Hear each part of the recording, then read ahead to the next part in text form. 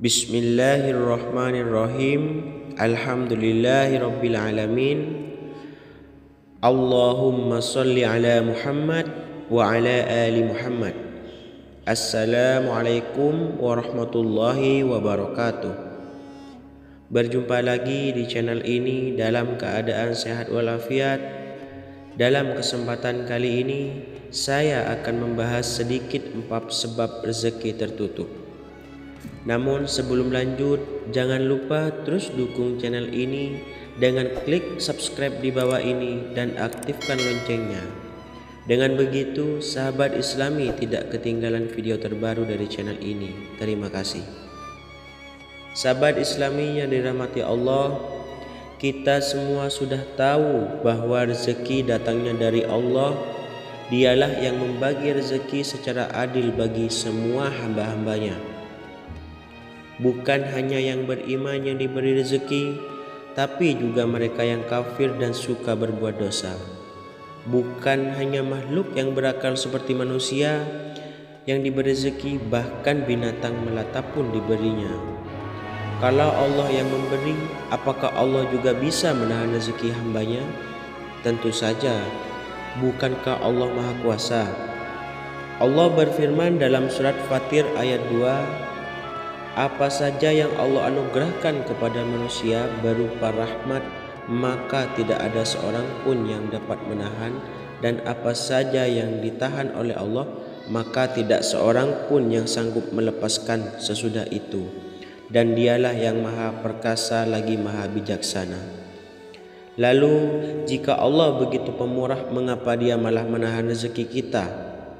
Pahamilah bahwa semua kebaikan itu berasal dari Allah dan keburukan berasal dari tindakan manusia itu sendiri.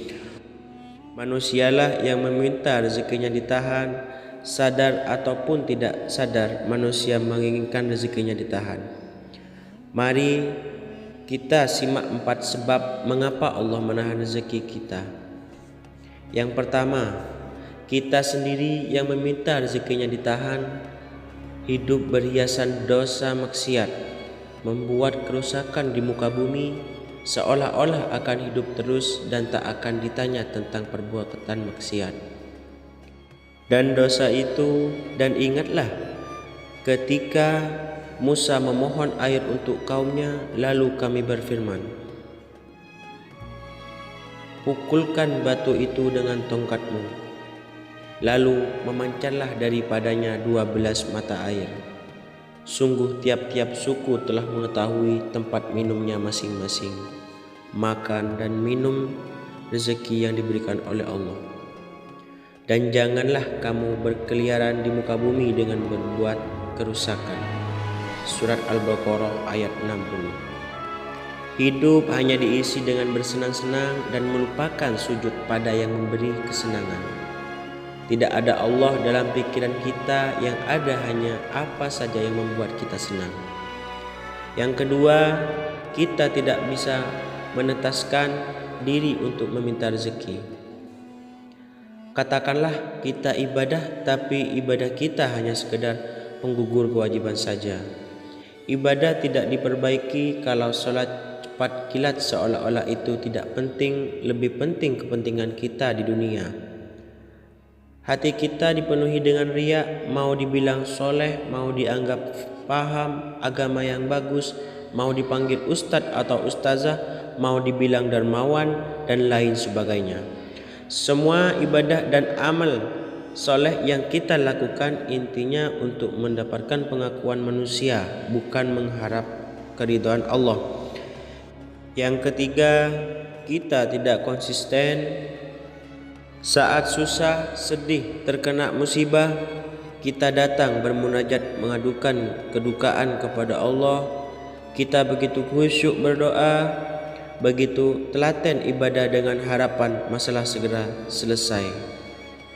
Setelah masalah itu hilang, kita lupa pada janji-janji telah kita ucapkan di hadapan Allah bersama hilangnya kehusyukan kita.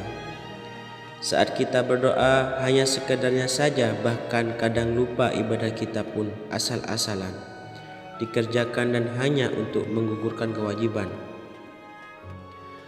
Kita tidak konsisten memperbaiki diri, memperbaiki ibadah, menghiasi hari dengan amal soleh, ikhlas lillahi ta'ala. Kita hanya menjadikan Allah sebagai tempat curhat saat susah saja. Kita hanya ingat Allah saat punya masalah saja.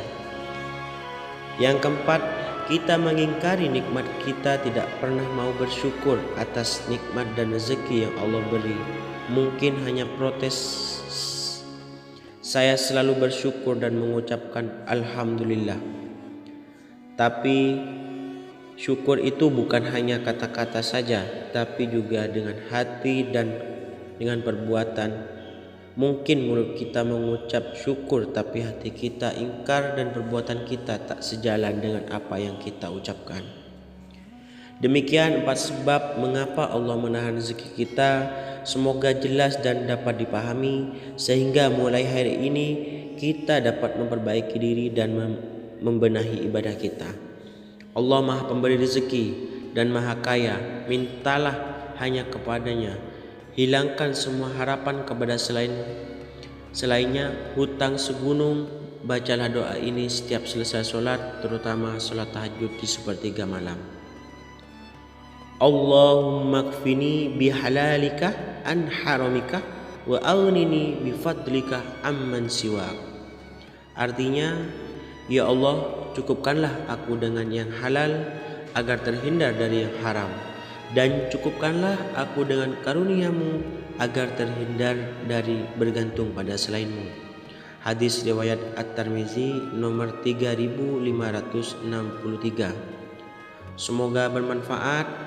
Alhamdulillahirabbil alamin. Allahumma sholli ala Muhammad wa ala ali Muhammad. Barakallahu fikum wa billahi taufiq wal hidayah. Wassalamualaikum warahmatullahi wabarakatuh.